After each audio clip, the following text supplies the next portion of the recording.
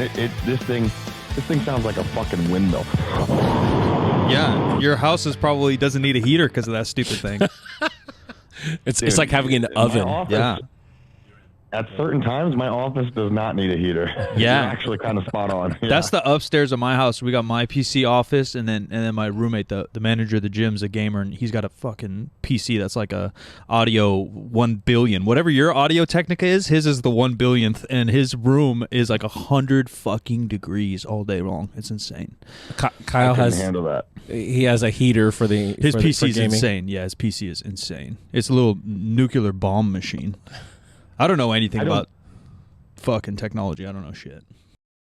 I mean, you don't need to. You can always just find a tech person and be like, yo, Exactly. tell me what to get. And that's kind of what I do. But then I'm like, you know what? Is this person right? And then I do some research, and then I find some better stuff that's usually like equally as good, but half the cost. True. That's the big part. Well, you got to get if you're going to go Xbox, that shit's like what, $600 anyways. Might as well go PC and come game with me, buddy. The thing is, if I do a PC build, I'm still going to play on a controller. No, me too. No, mouse and keyboard's for nerds, dude. We're fucking cool kids. That's kind of more what I was talking about. Yeah. Like mouse and keyboard. No, like, other than when you get like stunned, like, dude, it's a fucking mouse. It works on 2 axes. Like, it's much easier to get your aiming down and in. Yeah, that shit's for nerds, dude. I grew up in the Total 90s. fucking I play nerd. on a controller. Absolutely. Yeah. Absolutely. I played around a little bit with my grandson's PS5 when we were in Canada.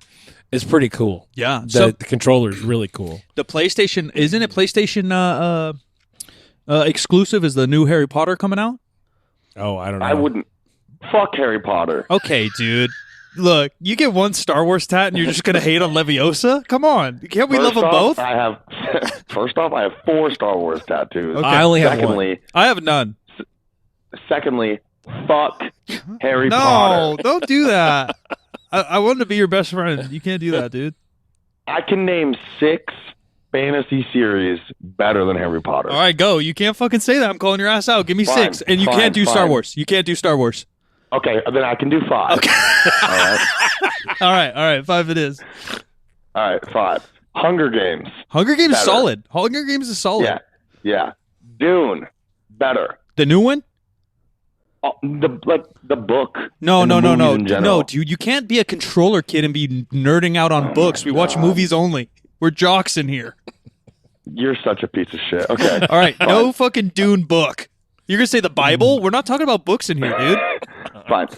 I'm talking about a fantasy series as a whole. Yeah, the Bible. Blade Runner. Okay. Indiana Jones. I don't. Yeah, it's like fantasy, but it's not, and it's not that good. All right. Okay. Then we're not counting James Bond then? No. James Bond's about as realistic as it gets. I thought I was watching Cops when I was watching it. Special edition. Okay, then I guess my 5th one would probably have to be Fast and Furious. Yeah, that counts. That's total fantasy. You don't have Lord of the Rings? Honestly, I've never really been a Lord of the Rings fan. Fan of the books, wasn't a fan of the movies. Really? Wow. The movies Yeah, I to read me The were... Hobbit. I read The Hobbit in like the 4th grade. Yeah. So I really loved that. But the books, man, or the movies, like it's one of those things like I'm just watching people walk for like 6 hours. Yeah. And then beautiful they just landscapes. drop a ring into a giant, basically a volcano. Like, and then there's just this little goblin fuck following him around. And why couldn't he just have taken one of the what are they? Giant eagle deals? Giant eagle things like from the Shire to Mount Doom, toss that sucker in there and it's all over. Dude, watch it backwards. Play the They theme. grab a ring and walk home. Can they go jewelry shopping? Yeah, In a volcano. They grab Yeah. literally they grab a ring and walk the fuck home. True. Like, yeah. I mean, and then fine, Game of Thrones. Yeah? You don't like it? The last couple seasons of Game No, of Thrones sure, sucked so many but balls. I'm saying though, it's better than. Oh. The Potter, dude? The Harry Potter? Oh, no. Harry Potter is much better than Dude, that. Harry Potter's so good. Maybe you're I young, gotta eh? give Harry. How old are you? How old do you think I am? In my head, because whenever I find out someone's age, they get stuck there. And so, like, when I first probably found you, you're like 23. So you're probably like 24 in my brain. I know you're not. I'm 24. No, you're I'm not. 24. That's so dumb. So Harry Potter came out when, like, I was in 4th grade. No, I know. It came out when I was in... Shitting the movie yourself. Came out... I think the first movie came out in 99. That sounds right. Yeah, so I was like 10. Yeah, the first movie came out in 99. It got a second release because it was initially called The Philosopher's Stone, but they made that the UK version. So in the UK, it's called The Philosopher's Stone. In the United States, it's called The Sorcerer's Stone. Interesting. Yeah. You're a wealth of knowledge, huh? I knew that. I didn't know that. You're a wealth of knowledge. Oh, dude, just useless shit. Just 50% facts most of the time. Yeah, that's me, dude. But who knows? We end up on Who Wants to Be a Millionaire, and I'm fucking calling you, bro. Dude, that's a good bet. Seriously, dude, you want to do some fucking trivia? You want to have an awesome game night? You want to get shit-faced while answering questions? I'm the fucking guy. Sounds like a good time. Sounds like a new podcast. Dude, I have some plans for my podcast. I'm like a year delayed now on my podcast. I had so much shit go wrong. I tried editing it myself, and then I was like, okay, I'll record straight through. But then I have all these different segments I want to do and stuff. Just like, dude, I literally want to bring my Rodecaster and a headset with me to like a coffee shop and just sit down with a random person and do that a couple times a week, and then just filter through the best shit and just put it into a podcast, and then some other stuff on top of it. But dude, I had so many issues. Every time I was editing, my computer crashed. I'd get real discouraged about what content I was putting out. I had this idea, like, I got to make everything perfect all the way through all the time. And that's just not what podcasting is. That's not what anything is. No, it's really not. So unless you're in Hollywood. Even then. Yeah, so I just had to I had to detach from that idea, and plus I've just been traveling so much, and now it's like, okay, I'm just going to fucking wing it. Yeah, get an editor. I haven't watched or listened to a single podcast I've ever done. At all? Ever? No. Just the clips. I don't even... you send them to me. I don't listen to them. I just post them. Yeah. I hate watching myself, and then you get too critical. One, I just don't like the sound of my voice or the look on my face. Yep, that's my biggest thing too. Yeah, and then two, I'll be uber critical and just let it rock. My toughest experience was after that other show ended. I started doing Less Than Obvious, and it's probably a good show. I was just so critical of it that it was very, very hard for me to edit.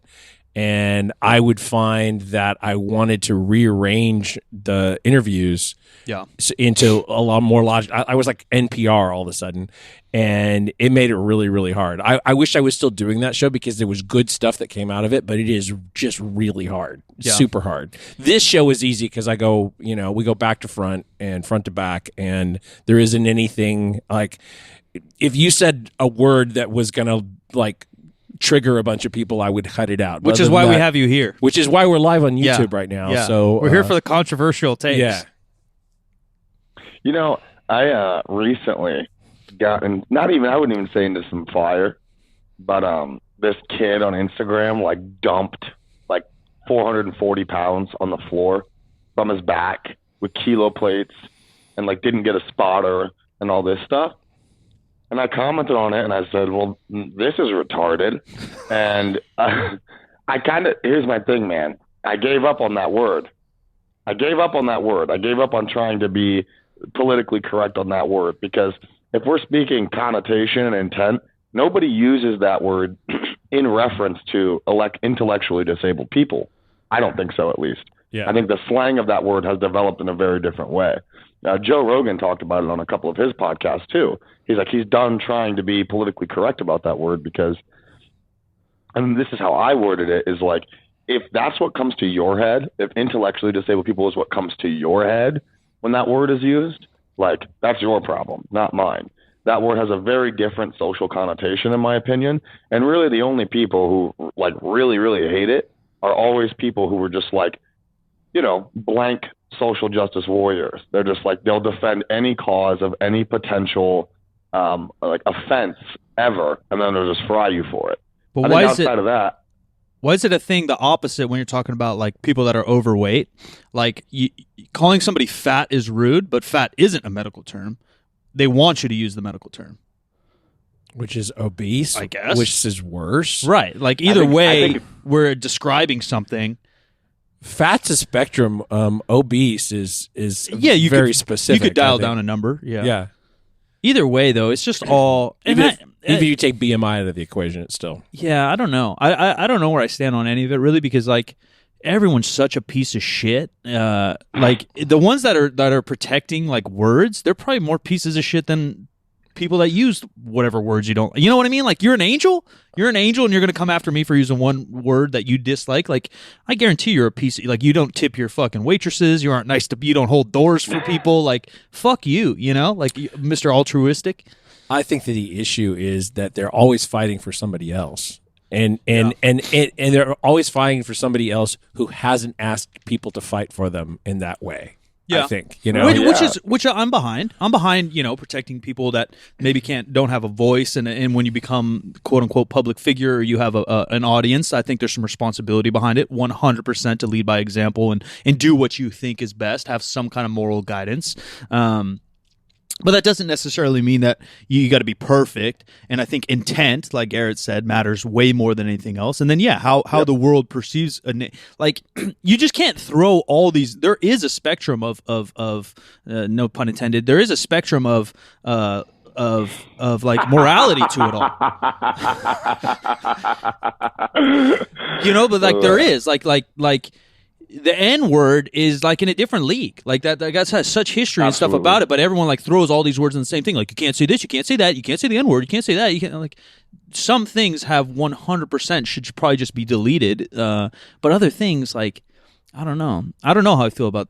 I don't even want to say it. You're making me nervous, Garrett. The R word. Oh my God! You fucking pussy.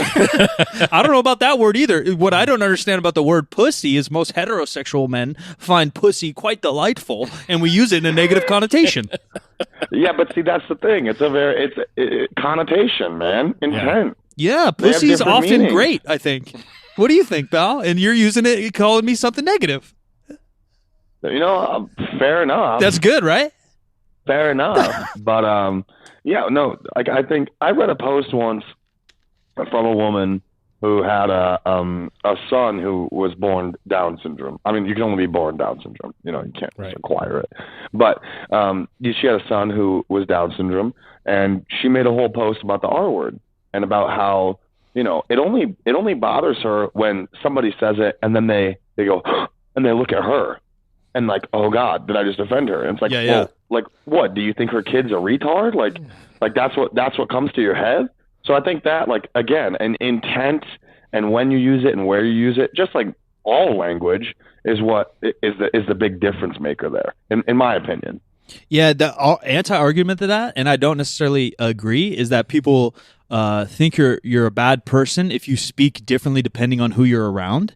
But that in modern day society is just so stupid. Like if I'm giving a presentation, I got a button up on, I'm not saying fuck, but I'm here in my hoodie in my office. I'm gonna say fuck to anybody that's listening. You know, I've been in big meetings where I've said fuck as well. Yeah. But you know what I mean? Like if I'm presenting at a university or there's kids, or I've talked at basketball camps with like fifth graders and stuff, I'm not gonna say that word. Yeah.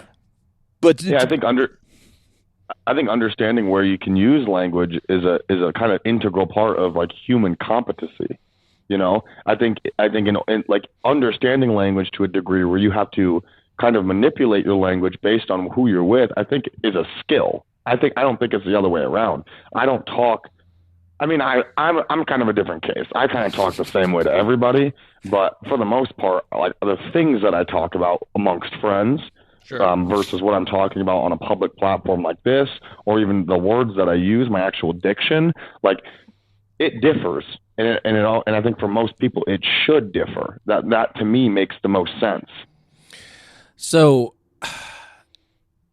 you always impress me as a very smart guy. What the hell is your background? Like, what you just like grow up a smart kid and you're still a smart kid, or is there? Or what happened?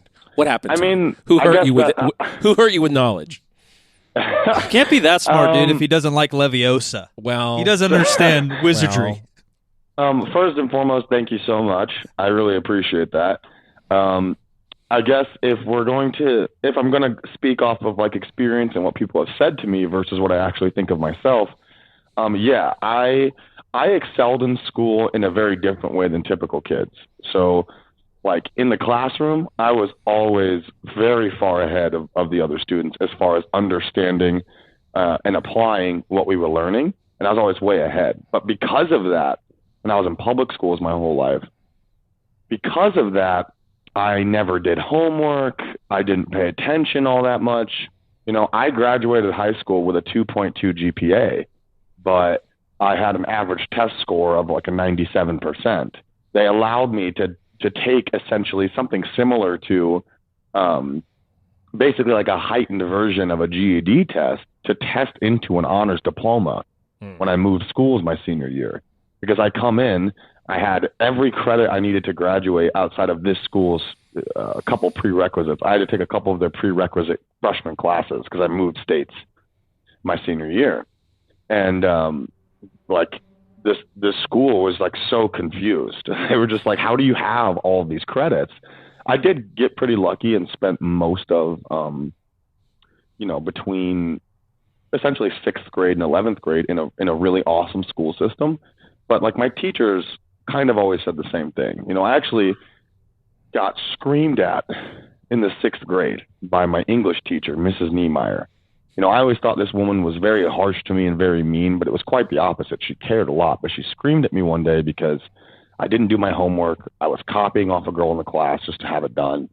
And the girl told on me. And what a snitch, dude. I know, yeah. Snitches get stitches in my school. Mrs. Niemeyer called me into the other room, and she sits me down, and she starts yelling at me and screaming at me, and she says, like, you could be the valedictorian of this class if you wanted to, but you don't give a fuck. That's exactly what she said. And at that moment, I thought I was going to have, like, I really did for like the next year think I was going to have like this big change and like start doing my work. And I just didn't. I only ever did my writing assignments because I used to like to write, and I did my math homework, and that was really it because I love math. And so as far as background goes, you know, as far as education goes, I only have a high school diploma. I never went to college. I never intended on taking that route.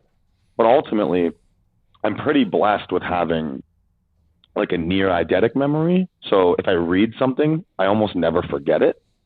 And I have a very kind of mechanical mind. So it's very easy to apply some concepts that I learn. And then running off of that, like, to me, information about any topic, if it interests me, like it beyond interests me. You know, if it sparks an interest, it sparks a fascination. And so I will go through. I mean, I do Wikipedia dives like every day, and I do YouTube dives all the time. And I learn and acquire knowledge, and most of it stays. You know, you guys know that feeling you get when you like unlock a memory, you know, you're like, oh, yeah. I get that frequently with just random information. And I like having it because you wouldn't think this, but the most random of things can be so applicable in scenarios in your work life, in your personal life, in your social life. And I just did a really good job holding on to all of that. I wouldn't necessarily say it has as much to do with necessarily being intelligent as it does with being competent and aware. You know, my awareness, my situational awareness, my self-awareness, it's pretty through the roof. That's like I think that's a big separator. And I'm one of these people who, like, I may not be able to do the same job as you as well as you do it, but I could do like the same job as just about anybody to a pretty decent degree. You know, kind of a jack of all trades, master of none type of brain. I don't necessarily think I'm an intelligent person, but I do think I'm a competent person with a wild memory. And I think that's really what it comes down to. You know the rest of that phrase, master of none? Yeah, it's a jack of all trades, master of none, but I forget the rest. Better than a master of one. Better than a master of one. Yes. Yeah. Yes, that's what it is. Yeah. I feel you on that point. Because I've always kind of been the person who could do everything and never really thought that was. I didn't value it the way I should have over the course of my life. But I also think that a lot of people didn't value it of me either, because I wasn't the one expert on one particular thing. Right. Have any of your obsessions or wiki dives or anything led to something that you want to super follow through in? Like, obviously you're highly involved in powerlifting and strength sports and coaching and now organizing and commentating and a lot of things kind of communication and strength based. But has any other deep dive like just taken you like, man, I'm going to be a fucking woodworker for the rest of my life? Yeah, so I did used to build furniture and do upholstery. I did that for about 5 years. And when it comes to something with wood, I can build almost anything. I'm awful at welding because I don't have a steady hand. But when it comes to who would have thunk, dude? Who would have thunk with your energy levels? The steady hand is just not quite surgeon levels. Yeah. And I've never really had an interest in most things that are like art based, outside of like acting and stand up comedy. I would say the other thing that is a big deep dive that I've, my kind of more outstanding interests. Some are history based. Like, part of me has always wanted to teach history, but just with the way society is now, like, that's not something that really interests me as much. But stand-up comedy is the big one. I mean, I legit dissect stand-up, and I've done a master class on stand-up with Judd Apatow, and I've learned so much there. And just like, I guess the mechanics of it, from the actual performer's standpoint all the way to the the actual audience. Like, there's just so much more that goes into that than people would ever think. Timing, tone, body language, and timing being the biggest one. Timing splits off into so many little subgroups. I think stand-up comedy is the big one.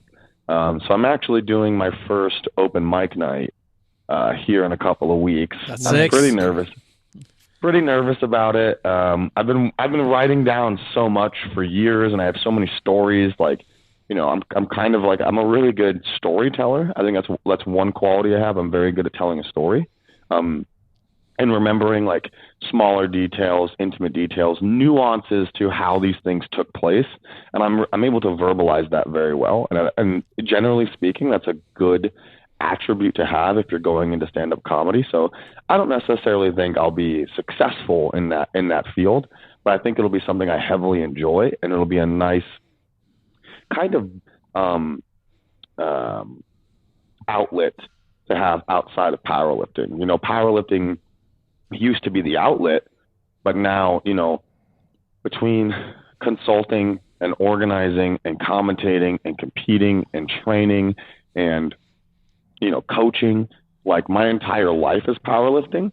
I mean, literally, I have, 5 to 6 different revenue streams at any given point within powerlifting. And I'm pretty much working in some regard nearly every day of the week. And this in 2021, counting 2-day events as 2 separate events, I did like 30 something meets this year. And, all over the country, California, Florida, North Dakota, Indiana, Ohio, Illinois, Texas, just everywhere. And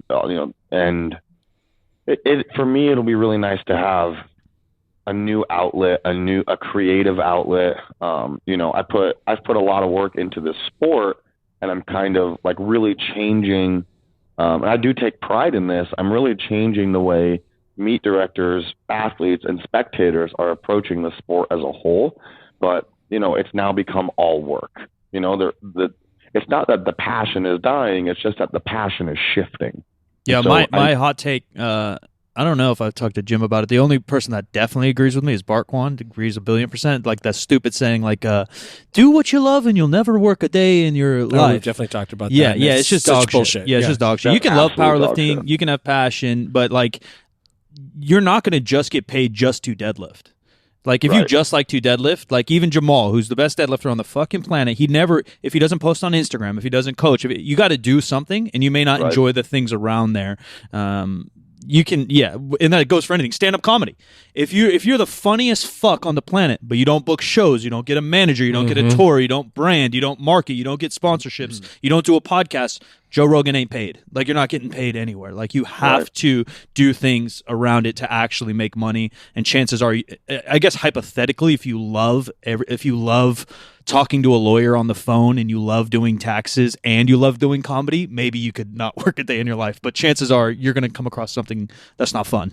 Yeah. Right. And even if it is something that is fun, within time, you do something enough, there's a degree of monotony that gets attached to that thing. Nobody likes monotony. Yeah, I think that for me personally, having done so much powerlifting content for so many years, it's just really hard to think about how to do it now. It would need to be reinvented. Like, we don't even do the same podcast we started doing at the end of 2018 anymore, because we have to keep pushing forward. We have to keep making it interesting for people, and people always want to, like, oh, why don't you do this kind of thing anymore? And it's like, well, I could, but I'm not as interested in it as I was before, and so I'm not bringing the same energy to it. And particularly in fitness, like, things don't really evolve. Like a deadlift's been a deadlift. Yeah. It gets a little heavier, a little stronger. Maybe there's some science that maybe comes out of some small tweaks we could do to our programming methodologies every 3 years, but it's not really changing. Yeah. Where, like, if you, even in sports, like if you're an NBA commentator, there's trades, like, at least things are fresh and the content is created for you. Shit changes every week. Like, that doesn't really happen in fitness. Which is the beauty in it, the simplicity and the basics. But talk about monotony, like the definition of it. Yeah, for sure. I have some friends that do stand up here, and then I have a friend in Connecticut who does stand up, and he has a podcast with Lisa Lampanelli. We actually had them on the show May last year. Yeah. That's a fun show. I would give that a listen, because it's like two guys who are trying to make a name in stand up, and they're being mentored by Lisa Lampanelli, who is hysterical and profane, like profane beyond what most people can manage most of the time. Lisa Lampanelli is a fucking killer, man. Yeah. I got two comedy questions then. One, have you ever been on stage? Obviously, you've done podcasts and talked in front of an audience at a powerlifting meet. Have you ever been performed on stage? And then two, now you got to give us like a top 3 or top 5 favorite stand-ups. So, being on stage, I did some singing in middle school. And did pretty well before my voice really, really changed. And then I didn't really sing through that. That's kind of a phrase they have for men, is like singing through puberty. And I didn't really do that. So I kind of lost that. And I've had some ear issues. So I developed like tone problems. So I don't really sing anymore. But my senior year of high school, I'd always wanted to do stage theater. I always loved it. I loved going. It's like one of my favorite things to experience. And so my senior year of high school, I got the lead role in our fall production and our spring musical, and I absolutely loved it. And I killed it. Like kind of both shows. I was like, this was a general consensus. This isn't my opinion. This was a general consensus from my fellow castmates in the audience and whatnot. I was kind of the standout both times.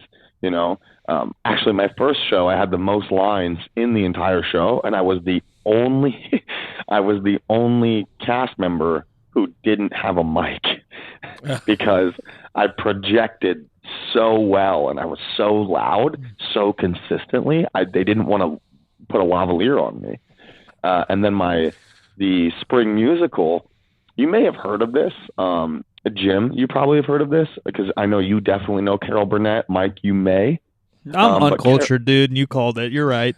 Yeah. Carol Burnett did quite a few stage productions and movies back in the day outside of her show. And one of them, actually both of the shows we did were Carol Burnett. When they were brought to television, they were both Carol or the silver screen. They were both Carol Burnett shows. But the second one was called Once Upon a Mattress. Oh yeah, I've heard of that. It's a satirical take of the old Princess and the Pea. Yeah. And there's a character in it called King Sextimus. That name is very deliberate. Right. He's essentially an old mute pervert, and so the entire role is pantomimed.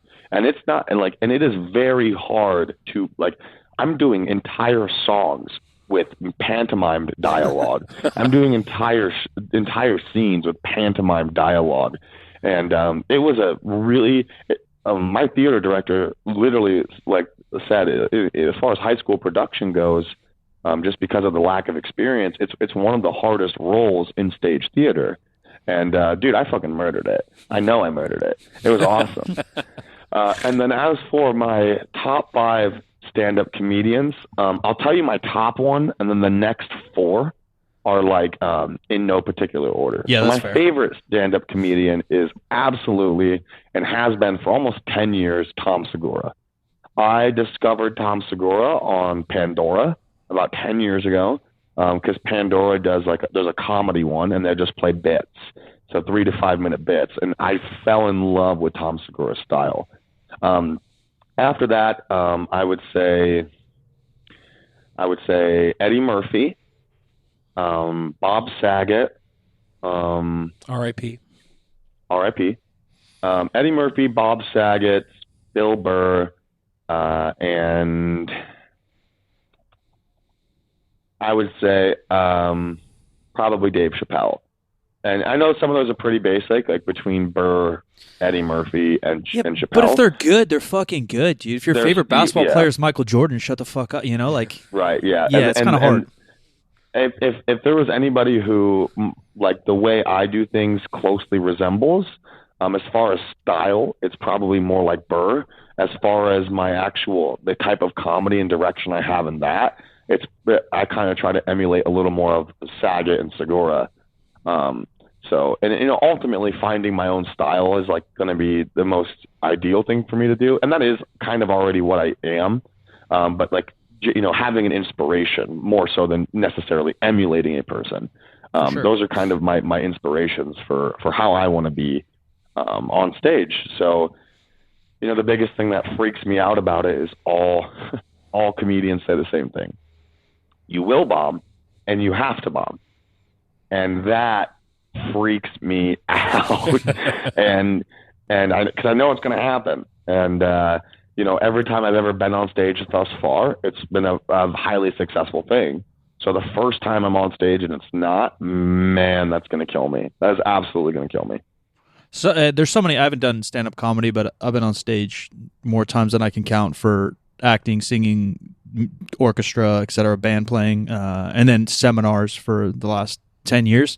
And the truth is, I assume stand-up comedy is very similar, where sometimes it is the room. Sometimes it ain't your fault. Yeah, like you could be fucking killing, and you maybe have a dumb room. Maybe everyone's just stupid and can't pick your shit up. Or I've done like powerlifting seminars, and I know like my info's killing it. Like I obviously try to joke and have a good time. I know I'm killing it, and then everyone's just kind of like snoring out there. Like you guys you're just here for the free pizza afterwards. Like this isn't on me right now. It still hurts. It doesn't feel good, but I think that's just part of the process in anything. It's like a deadlift day too, right? Like you could say the same thing to any power lifter. Hey man, one day you're going to show up and 80% is going to be real fucking heavy.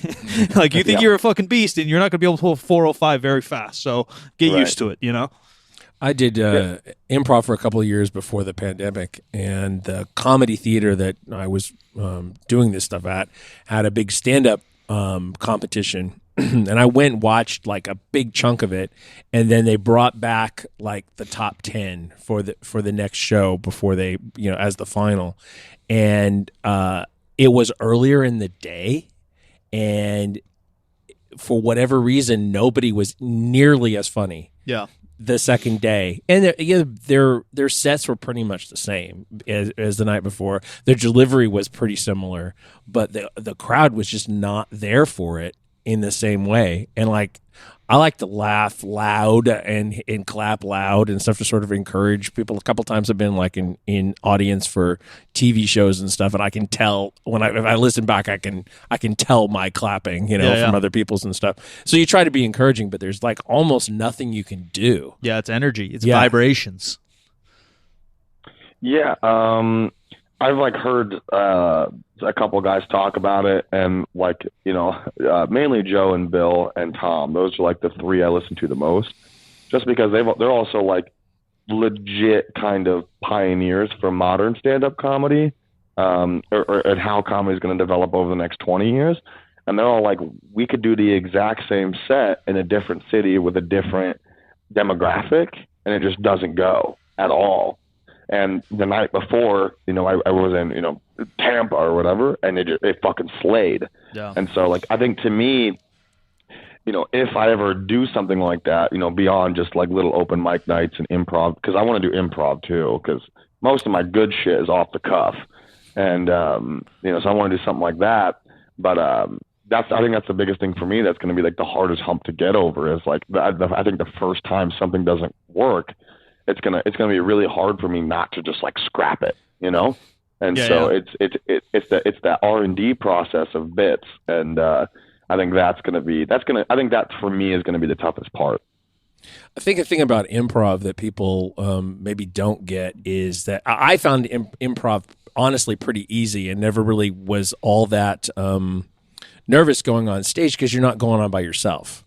Right. And so if you get in the weeds, somebody can hopefully pull you out. If you're with good people, they'll absolutely pull you out, pull you in another direction, give you something else to do in the scene. Whereas with stand-up, it's hard. You have to have a whole like Swiss Army knife of ways to get yourself out of the hole. Yeah, and that's the beauty of starting is when you start, you only start with 3 to 5 minutes. When you're talking an entire special, that's a whole different story, man. I can't imagine sitting down and writing out a 90-minute special. Like that is insane, and the entire flow to that has to be different. You can't open up with your best stuff. You got to save it, but you have to keep people engaged, and there's so many things to worry about when you get to that level. But I have a lot of time, before I get there, if I ever get there.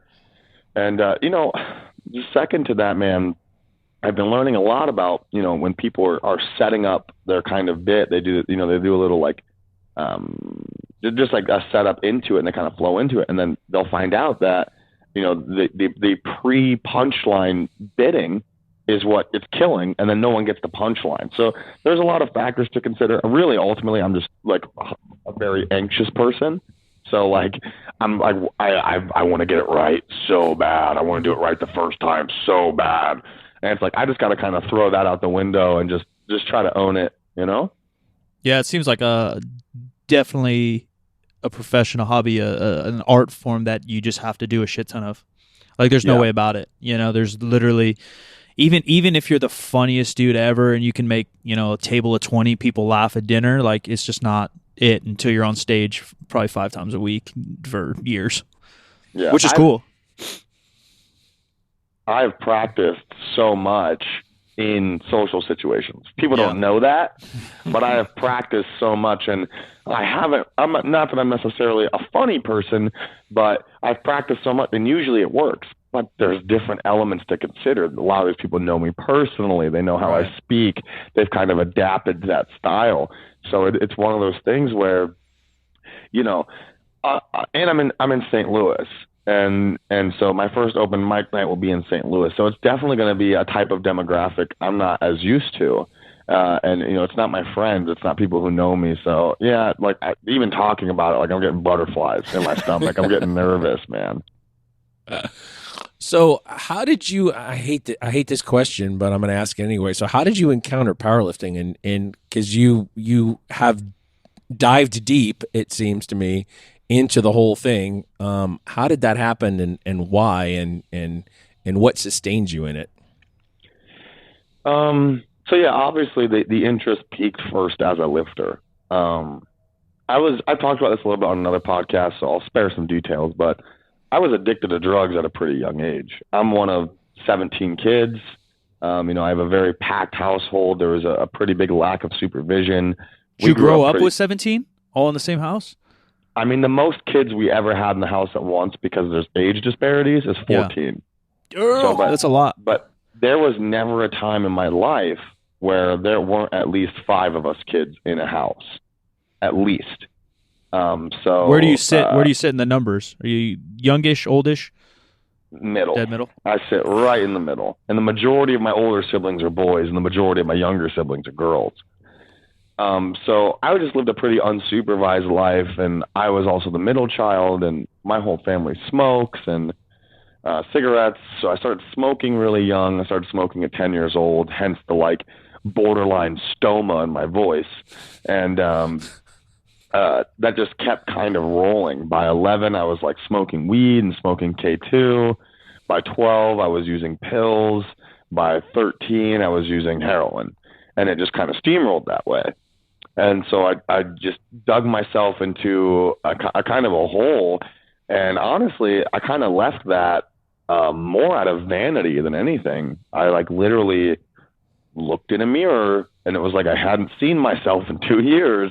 And I never had great body image issues anyway. You know, all of my older brothers were significantly more athletic than I. I was the smallest one in my family for a long time. I was the smallest one in my school for a long time.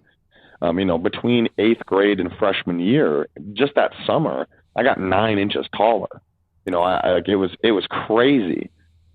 So, you know, one day I literally just like, you know, partying, doing drugs. I get sick because I did too much. You know, I had a minor overdose, and I went and like literally like just woke up, washed off, looked in the mirror, and like my skin was like not cleared. It was like kind of discolored, and you could see my ribs, and I had no muscle definition on my body, and I was very soft, and you know, I'd left sports, and I had, you know, whatever. And so I was like, okay, I'm going to stop using drugs, and then I'm going to join the football team.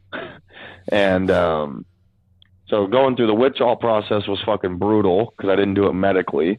So it lasted longer, and the withdrawals were very hard, and I kept it to myself. And, you know, I didn't have any help during that time on my own accord. It's not that nobody would help me. It was just my own accord. I am like kind of a stubborn person in that degree. And so after I got clean, I went to 2 a.m. football practices, and I was like, this is not what I want to do. And I knew what I liked about it. And so I started my first powerlifting program as the first part of my session when I was about 16 years old.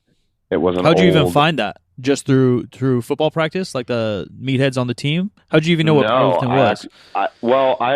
I've actually been a fan of specifically 2 people since I was about 12 years old. And it was Dan Green and Ryan Kennelly. If you guys remember Ryan Kennelly. Of course. Because there's this crazy badass video of him bench pressing like 1060 and his eyes start to bleed. And that was so cool to me. And multiply was the actual first interest. So at the time, there was like one program developed for raw powerlifters, and it was actually a TSA program. You know, Bryce Lewis and those guys. And this was 2013. And so I find this program and I just start doing it. But the way I split my sessions then is I do this powerlifting work, and then I would do bodybuilding accessories, and then I would do Olympic weightlifting and CrossFit, and then I would do calisthenics. That was every session for like 3.5 years. Every single 5 times a week. I'm tired thinking about that. Yeah. So I got like, you know, obviously I hurt myself a bunch, like a lot, like way more than I should have. I did a couple of like local high school stuff, like just like really small charity events at gyms. And, you know, before I did my first sanctioned powerlifting meet, I had probably done, you know, 10 smaller unsanctioned events. I never even recorded any of them. You know, I have none of that. And I did my first event in 2000, my first sanctioned event in like 2016. So about 6 years ago. And, you know, the following year, that summer, I became a referee and got on board with a crew in Indiana and started going them with all their meets and helping set up and whatever. And then, you know, it just kept steamrolling. I also love the sport as a spectator, which I know is not common. And so even we don't like to watch it, to be honest. Yeah. So I would, you know, I like literally one year, I like at Bossa Bossa's 4, I just flew there to go watch the meet. And that was one of the coolest experiences of my life because I had just kind of started getting on podcasts and stuff. And I did one podcast where I just like, I was so excited. I just overshared about my life and like a lot. And I'm at this meet I'm sitting in the back. It's the amateur day of Boss of Bosses. I'm just watching the lifters, and Dan's wife, Sparkle, goes, "Hey," like I can hear her, but I didn't know what she was talking about. She's like, "Hey, Garrett." And I turn around. I'm like, "What the fuck?" And she's like, "You really got 16 siblings?" Oh no, she said well actually sorry. What she really said was, "How many brothers and sisters you got?" And I like laughed, and I was like, 16. Like, why do you know that? But when I said 16, she turned around and looked at Dan, and Dan goes, "Told you." And Dan like kind of comes over. This is just after they had the twins, and he kind of like walks over to me, rocking the twins, and he just was like very casually, very quietly, he's like, I hate podcasts, but I listen to every podcast you're on. And I was like, dude, I didn't know what to do.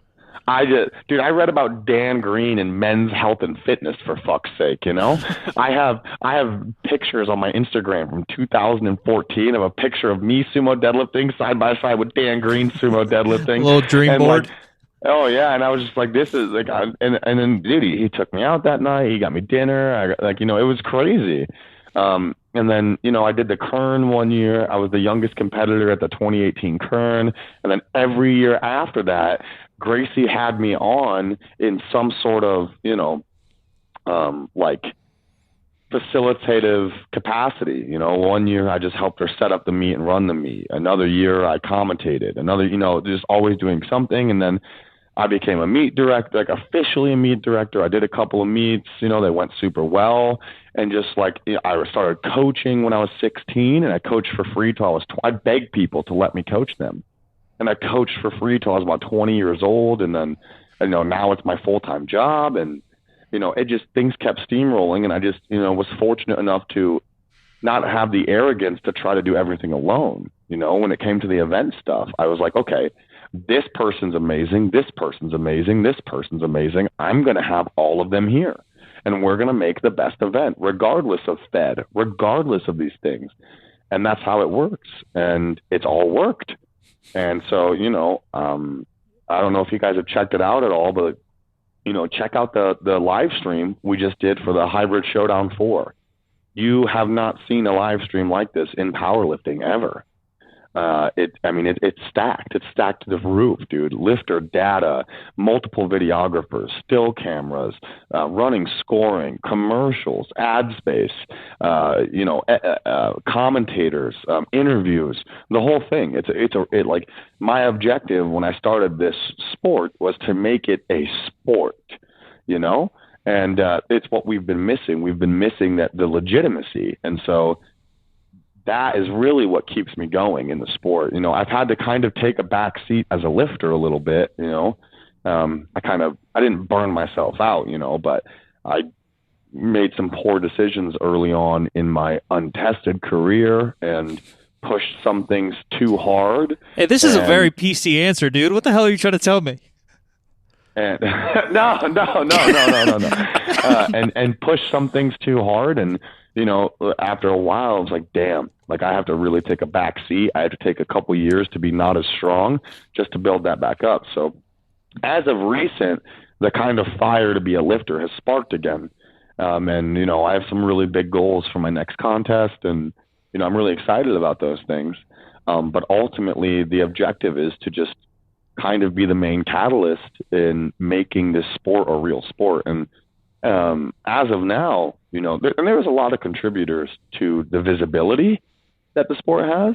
But as far as legitimizing it, it's just really me and then, a group of people who do a good job, and just kind of all of us coming together and trying to provide that for people. We want the sport to be legitimate. The thing that's missing is making it a spectatable sport. And yeah, that's hard without a lot of editing and stuff, right? I mean, even Strongman on TV's edited the fuck out of it. That's why it's not live. Like, right, and that's exactly why you should check out the live stream we just did. Yeah. I mean, I watched. Yeah, you don't have to watch too much, but like no, I watched the whole goddamn thing, Garrett. I watched to support you, buddy.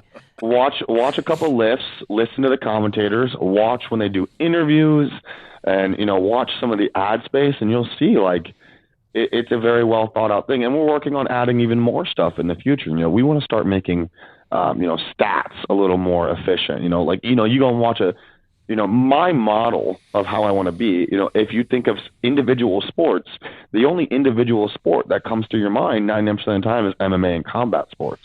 And so that's kind of the mold we have to follow. We just don't have as exciting of a thing to watch.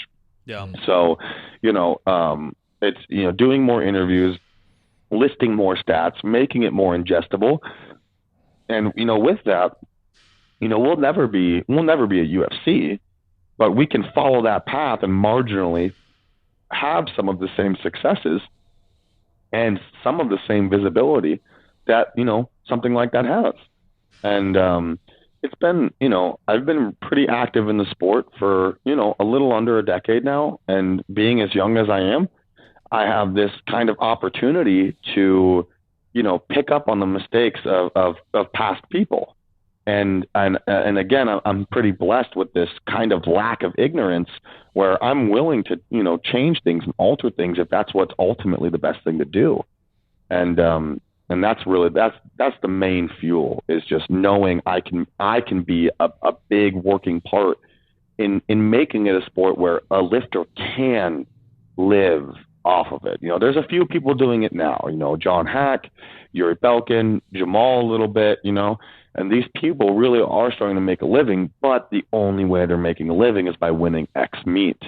Yeah. So, the objective is establishing a system where over time, it's not going to start with a lot of stuff, but over time we can work out a way to make legitimate salaries and bonuses inside the sport. And obviously that's, it's a 20-year thing, and most people just don't have that vision. And, fortunately enough, I do. And, I feel like you never know, though. Like 5 years ago, 6 years ago, strongman and CrossFit weren't full-time gigs either. But this last weekend in Miami, same thing. Wadapalooza, the number one person got $100,000. Right. 6 years ago, Wadapalooza, they won like 5K. 10K, so things can escalate quickly. It is an uphill battle with powerlifting because visually it's just not as dynamic, like literally. Exactly. That's by definition. But I agree with you. A lot of things are possible. It just takes a community, which it sounds like I know for a fact you're deep into, and it sounds like you're building a team around you, which is huge. That's your story is a little similar to mine in that, like, I didn't see it from the meat production standpoint. I saw it from the sort of interpersonal drama standpoint. And reality shows were huge at the point that I got into powerlifting. Is like, I think there needs to be a powerlifting reality show. And like got close a few times. And really what it came down to was where's the control? Like who controls what content goes forward. And then YouTube exploded, and the closest that we get now really is like vlogs and stuff. Yeah. And not, I don't know that there's anything else that has worked in that regard. No, but it played a big role in growing the sport too. Yeah. Yeah. Yeah, absolutely. Yeah. Looking back on the PowerCast years and people like Max Tuning, who and Westside Barbell, they were really Johnny good Candido. There's tons of names. Yeah, they were really good for that initial visibility, and now we have superstars. Legitimately, Russell Orey is like a legitimate fitness superstar who only powerlifts, and that is crazy to conceptualize. I just saw a YouTube ad yesterday for men's hair color featuring CT Fletcher. Oh, nice. Blew my mind. Did not see it coming at all. Yeah, I mean, CT, you could argue is the first powerlifting superstar. Yeah. I think you can make that argument. Absolutely. Yeah. I think there's a couple of guys that could be argued on, It's like, we all love to say Ed Cohn, but that's so much more niche. You have to know the sport to know him.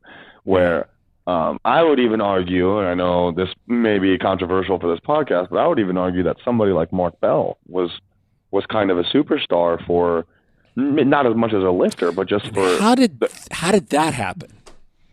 Yeah, no, I wouldn't disagree. I mean, if you're talking pure powerlifting as sport, the things Jim and Mark did at Super Training, which is in this building. I don't know if you knew that, but where we are in 3rd Street is the content station of Super Training, where you probably saw little Garrett smoking a pack a day, watching Dan Green sumo deadlift.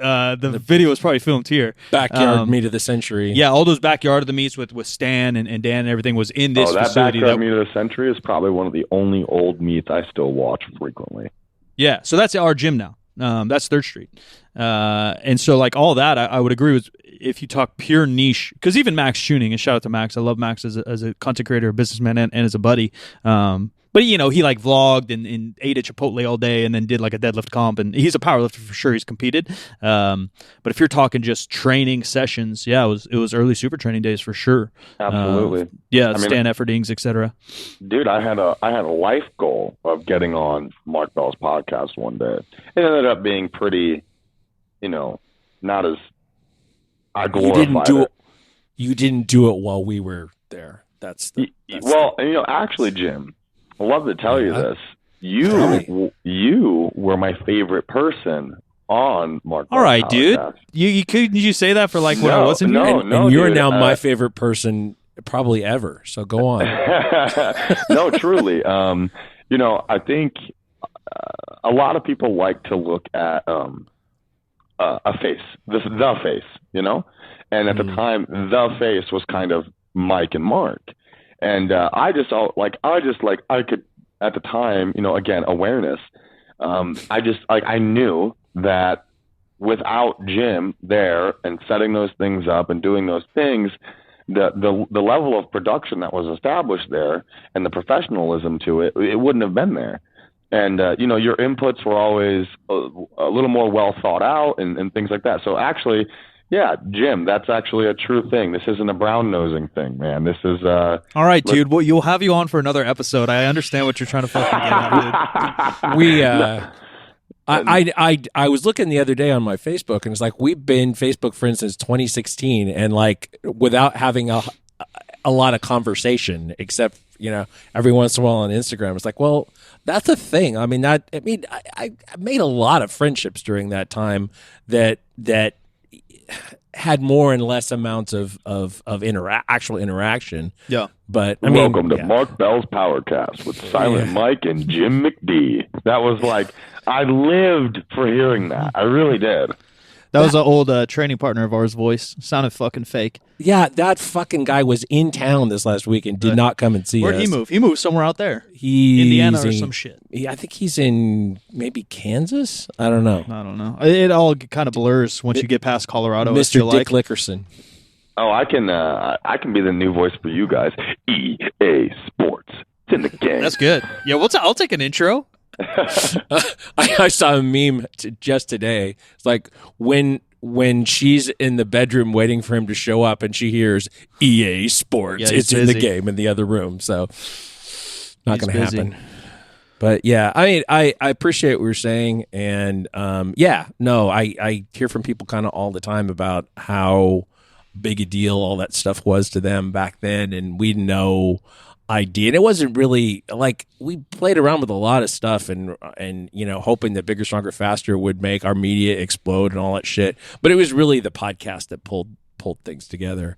And I would never have guessed that it would do what it did. And it created a situation for me and Mike when all that ended to not want to repeat ourselves.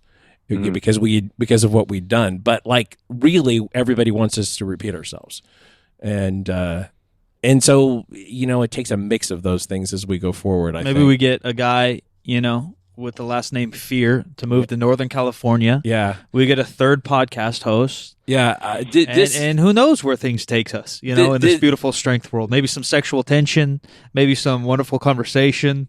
Maybe a couple powerlifting meets. Who knows what the future holds when you head west, buddy? You have an open invitation to be the third host on this show, should you decide that. But you got to move here. You got to move here, though. The reason I'm denying that invitation is because fuck California. Dude, it's not what you think. You got to come to Northern California. No. You got to come to Northern California. I will say Northern California was definitely a much better experience for me than Central California, but Central Coastal. But, Where'd you go on the Central Coast?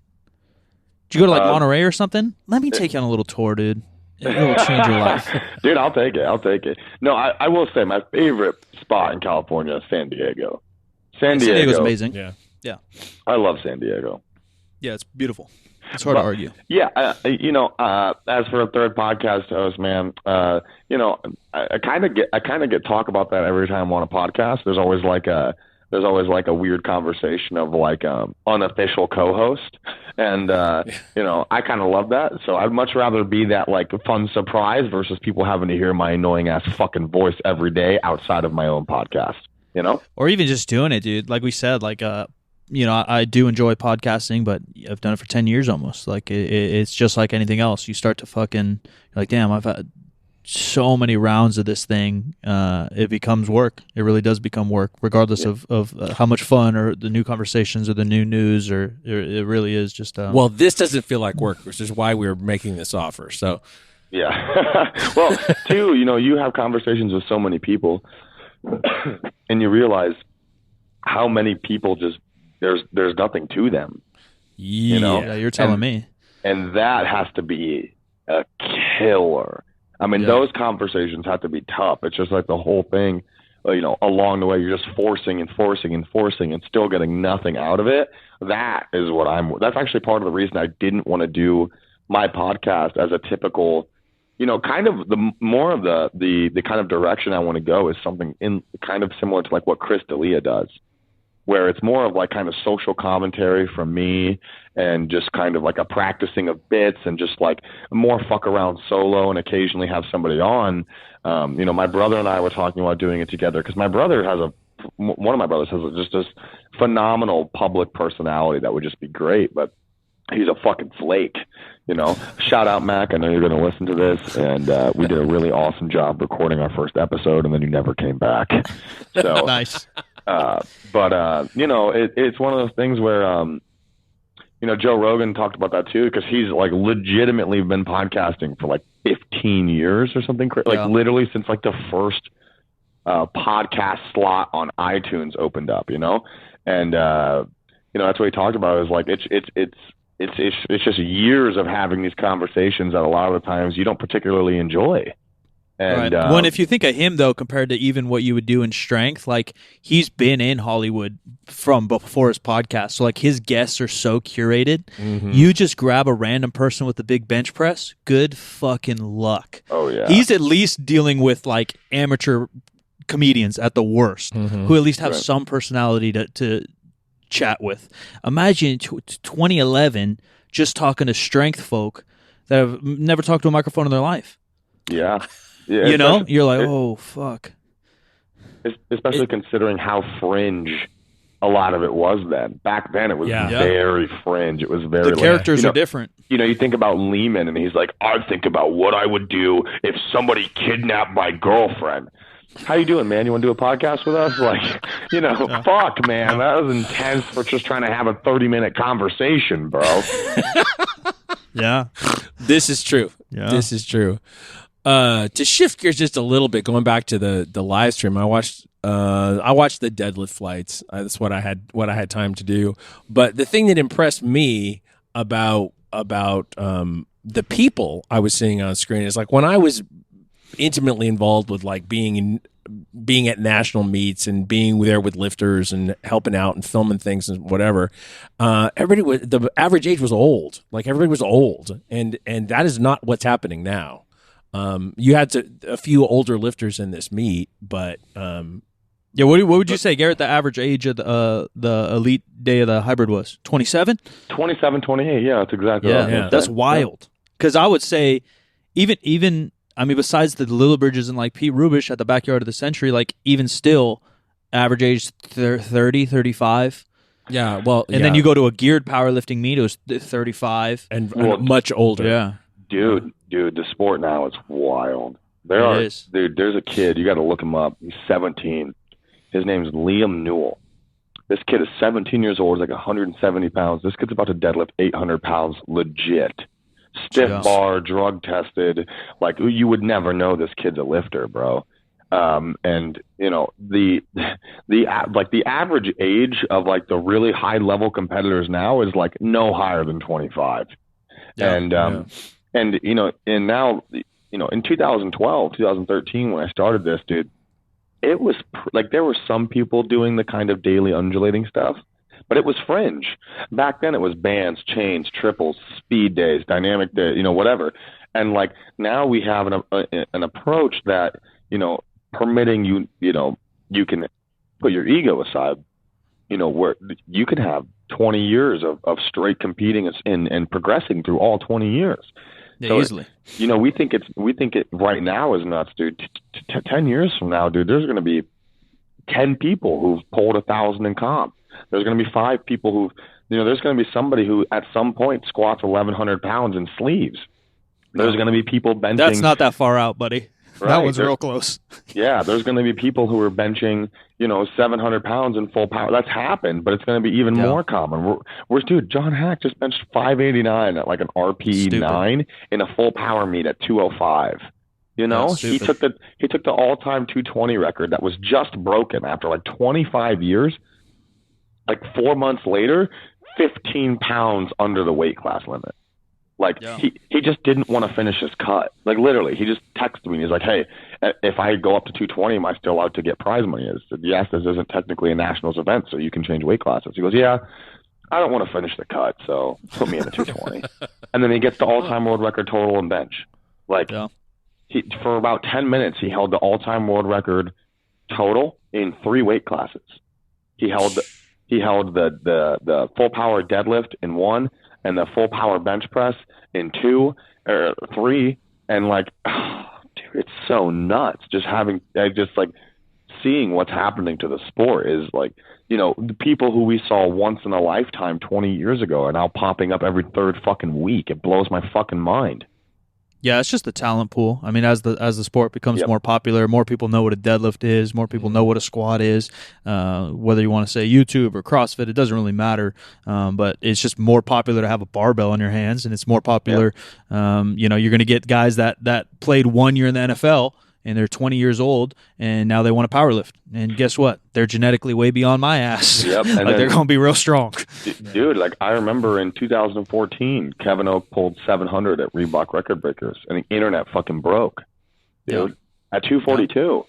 Now, if you don't pull 700 at 198, like no one gives a fuck.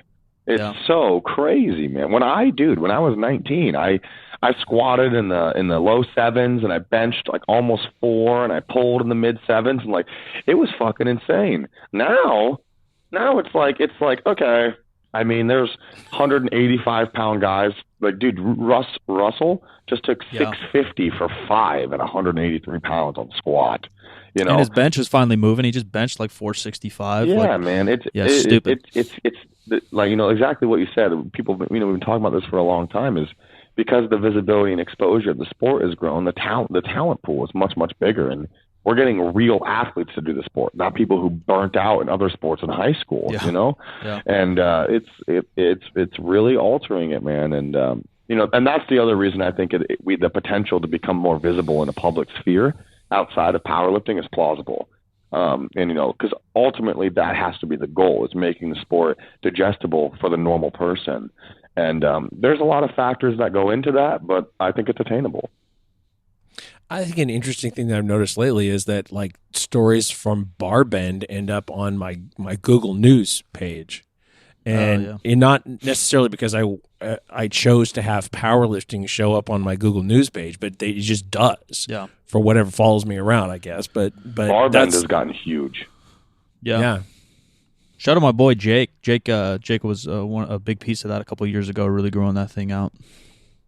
Killed it. Yeah, I think and weightlifting mirrored powerlifting in its growth and its popularity, and we had arguably the best USA showing at the Olympics in terms of numbers and medals, I think probably in 60 years. So like, again, more barbells in hands, we're going to get more freaks, we're going to get a little bit more audience. It is an uphill battle, buddy. I believe in you, and I'll support you, and I'll help you, but like, I've had this conversation so many times, like, powerlifters watch powerlifting. Right. And so, like, we can grow the sport through competition 100% and freaks 100%, but, like, we got to get a lot more folks powerlifting in general if we're going to grow, because, like, my mom ain't watching it.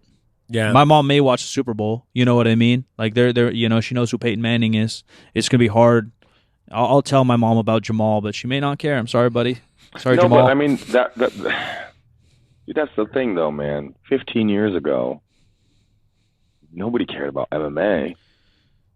There was definitely differently. Yeah, definitely differently for sure. But just the dynamics of the sport, and I don't mean to debate it by any means. Trust me, because I always come out negative because I've been in this thing for 15 years. Bro. No, because I believe in you, and I trust me. Like successful or not, I've tried to grow the sport to the best of my ability, and I've tried to be positive. I've put on meets. I've spot and loaded the backyard meet of the centuries, all fucking 18 of them. I've done it all. I've coached for 12 years, obviously podcast and promoted it, YouTube promoted it.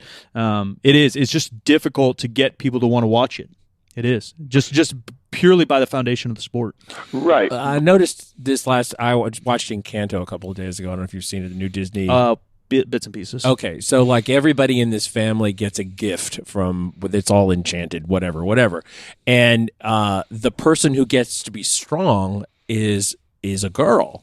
And the animators fought with everybody at Disney about making her actually muscular. And they managed to do it. It's like, well, kids don't care about muscles. Well, actually they do. And they made the character look like that. And it's getting a lot of very positive response from kids. And so like little things like that can help. Yeah. I mean, we had action stars. I went back and speaking of Bart again, I was at Bart's house watching the 90s Spider-Man cartoon. Oh, yeah. With his son. Taika's 3 years old, and he's just obsessed with Spider-Man. So it's like, all right, well, we got to watch this 90s one. And that motherfucker is jacked. Every character in the 90s Spider-Man is jacked out of their mind. And Spider-Man, like, in particular, is known for not being jacked, right? Like, he's supposed to be a teenage fucking kid. And I do think all that plays in a role in people getting in the gym or wanting to be fit. But if that played such a harsh role or such a prominent role in Americans' minds, we wouldn't have 50% obesity in America. Well, I think what people like and what people are willing to watch and what they're going to do to themselves are totally different, though, I think. For sure. And you think they're going to watch boring powerlifting because they think Disney movie was entertaining? I don't know. Powerlifting doesn't have to be boring. The main issue in visibility is that we publicize the downtime in the same manner that we publicize the lifting. So you look at a powerlifting meet, there's so much downtime. It's taking that downtime and finding something else to fill it with. And there's to me, I think it's more to me, it's more the monotony and the variability within a lift. With the variability within a football play or a basketball play is 1 to 1 trillion, based on so many factors, right? Obviously, one being just movement of a human, and in powerlifting, it's not. I see. I mean, I disagree there, man. You can't disagree. You can't disagree. That you can disagree that it's good to watch, but you can't disagree in the variability of a play in basketball and the variability in a play of a deadlift. Here's what I mean. I mean, like, between people doing lifts effortlessly, grinding through lifts, the way people squat, the way people move, the faces they make. You just gave me two. You gave me the way they move smoothly or the way they grind it. They're going to make or miss it. But like the way a lift can be grinded can happen a million ways. It can be just a slow, consistent thing. It can be really shaky. Yes. It can be, and all of those things have a different level of appeal. I don't think we're ever going to get to a level of, especially the UFC. I mean, it's literally the most profitable sport in the world right now. But like, we're never going to get to that level. But like, the way I see it is like, we can get to the level of something like, CrossFit or something like strongman. Like, strongman's actually kind of taking a dip right now, but like CrossFit is on this giant upkick, and it all comes down to how you're making it visible and how you're doing that. And with CrossFit, yes, there's constant action to a certain degree. And now it's a matter of just filling that time in between with the right content. And it's going to take a long time to figure that out. Ad space helped a lot, having sponsors pay for commercials. And having commentators helped a lot. But now there has to be something that there's got to be more. And that's kind of what I am currently trying to curate, is just what is the more? What is the more that we fill that space with to keep people involved? And powerlifting is such a consumer sport. Like, it's like, everybody knows, like 30, 20-year-old kids who have every pair of knee sleeves, every shoe, every shirt. And like, ultimately, I think what it's going to come down to is like not ultimately, but I think one big thing is like, finding a way to get people to buy things in between in this downtime. And, ad space is simple, but we're a discount code sport. You know, we do specialized discount codes and things like that. And, you know, there's a lot of ways to make it viewable and profitable and digestible. It's just nobody's really taken the time or the capital to do that. And, you know, it's risky. I mean, if you're a big business and you can't guarantee views and you can't guarantee purchases, it's risky to throw down $100,000 at any event without a proven track record. What I would argue, and I don't know the root of it, and I've debated it in my brain and with people, is that CrossFit did an amazing job of marketing in general and gathering community across the world, and there's way more people that casually CrossFit than there are casually powerlifting, and that's just that number we probably could look up. But the similarities is that the only people that watch those sports are people that do those sports. CrossFit people that go to the CrossFit Games do CrossFit. You're not like, yeah, man, I golf and here I am at the CrossFit Games to watch whatever this is, right? You do CrossFit, and similar with powerlifting. Strongman, especially because of the growth with these fucking giants of Thor and Brian Shaw and kind of the literally larger than life human beings. And TV obviously plays a role, but people watch that not knowing what's going on. You could not even know like strongman is a sport, and you can watch strongman because you're seeing a giant pulley train, and you're like, oh, you know, that's something more relatable than the regular person doesn't know what 500 pounds is. Right. Yeah. You know what I mean? Like that's the big disconnect in my head. And then visually, how do you make it? I don't know. And I agree, strongman is kind of stuttering in a sense. A lot of guys are getting injured. It's hard to build up any sport when you don't have superstars, and that's another thing CrossFit's done really well. And hopefully guys like, you know, hopefully everyone stays healthy, but if guys stay healthy long term in powerlifting, that's kind of how you have to do it. You have to have people long in the game so you can build a story, so you can build a history, so you can build a superstar. The NBA, the UFC is really good at it, obviously. If it's not LeBron James versus Kevin Durant, no one's watching. Right? If you don't build up these characters, no one cares, because even in those highly dynamic sports. So if we don't have that in kind of a slower, static sport, and I know you're a chess guy, but who's watching chess? You know, like people that play chess probably. Well, we're working on some of those other things. Stay tuned, Mike, because in a world where everybody doesn't powerlift, we can make everybody love powerlifting.